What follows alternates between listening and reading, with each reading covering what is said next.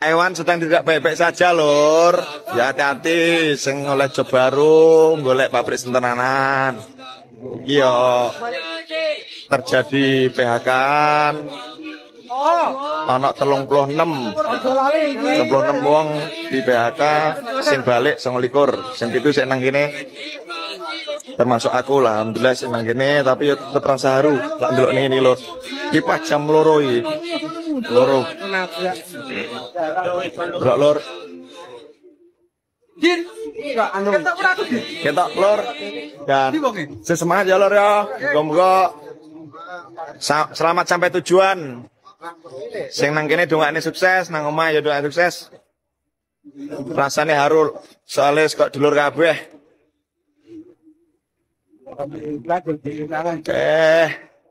Semangat, iku bisa.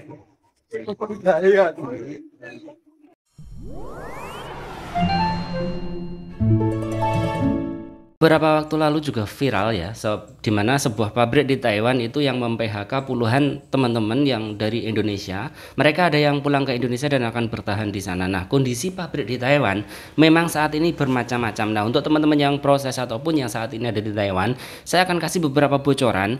Ini tidak mutlak 100%, tapi ini adalah yang terjadi, di mana pabrik-pabrik ini hindari untuk saat ini. Dan untuk yang mau bekerja ke Taiwan, jika kalian mendapat pabrik-pabrik yang saya sebutkan nanti, ya bersyukurlah, walaupun lemburnya sedikit tapi tetap bersyukurlah, karena pabrik-pabrik itu yang saat ini masih bonafit dan masih bagus, yang tingkat risiko untuk bangkrutnya itu kecil. Nah, pertama saya akan bahas dulu pabrik yang teman-teman harus hindari ya untuk saat-saat ini. Pertama itu pabrik tekstil. Pabrik tekstil itu fluktuasinya tinggi banget dan itu sering sekali terjadi banyak kebangkrutan. Bahkan sebelum corona itu pun sudah banyak sekali ya, besar kecil itu pabrik tekstil itu kalau bisa dihindari ya, karena sering sekali ada kebangkrutan. Nah, kemudian seperti pabrik las baja dan sebagainya, kalau saat ini mungkin ada penurunan kinerja pasti. Penurunan lembur pasti ada, tapi itu untuk prospeknya masih lumayan bagus.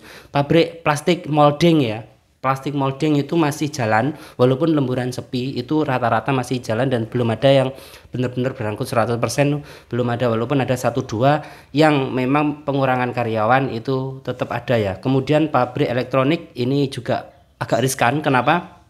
Karena elektronik itu berhubungan dengan dunia ya, berhubungan dengan seperti terpengaruh lah. Seperti chip dan sebagainya itu terpengaruh sehingga produksinya pasti menurun. Itu pabrik elektronik ya. Kemudian pabrik pientang ini yang paling bagus ya. Kenapa? Karena pabrik pientang tetap ada lembur biasanya. Teman-teman yang di pientang mungkin bisa komen, di pabrik pientang itu lemburannya masih bagus.